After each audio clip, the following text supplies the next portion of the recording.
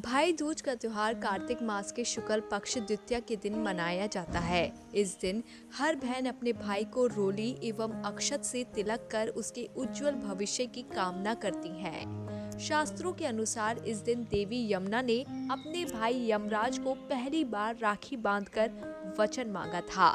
भाई दूज के अवसर पर बहन अपने भाई के लिए उसकी पसंदीदा मिठाई व व्यंजन तैयार करती हैं। उसके बाद भाई की आरती उतारकर मस्तक पर सिंदूर और चावल का तिलक लगाकर मिठाई खिलाते हुए उसके अच्छे स्वास्थ्य की कामना करती हैं और भाई उनके लिए हमेशा रक्षा करने का वादा करते हैं। भाई दूज का शुभ मुहूर्त 6 नवंबर 2021 को भाई दूज है। राखी बांधने का शुभ मुहूर्त दोपहर 1:10 से दोपहर 3:22 तक। शुभ मुहूर्त का कुल समय 2 घंटे 12 मिनट। अगर कोई भाई बहन एक दूसरे से दूर रहते हैं या फिर किसी बहन के भाई नहीं है तो वो चंद्रमा से प्रार्थना कर सकते हैं।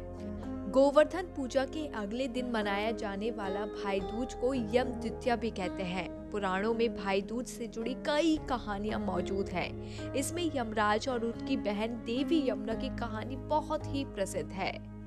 दरअसल देवी यमुना और यमराज में बड़ा ही स्नेह था।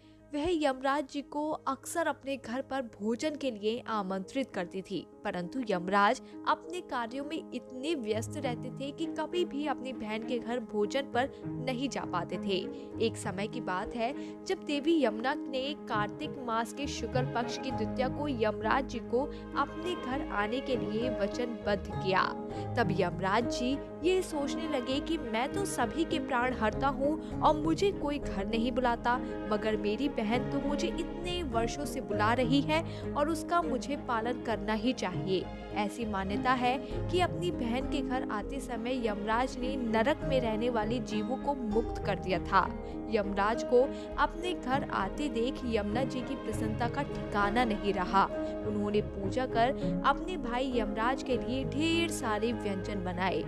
यमुना के द्वारा किए गए आतिथ्य से प्रसन्न होकर यमराज ने बहन को वरदान मांगने का आदेश दिया।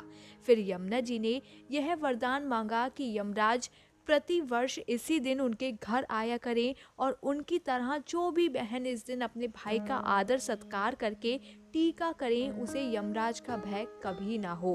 यमराज ने तथास्तु कहकर यमुना जी को अमूल्य वस्त्र आभूषण दिए और वापस यमलोक लौट गए और उसी दिन से भाई दूज की परंपरा का गठन हुआ।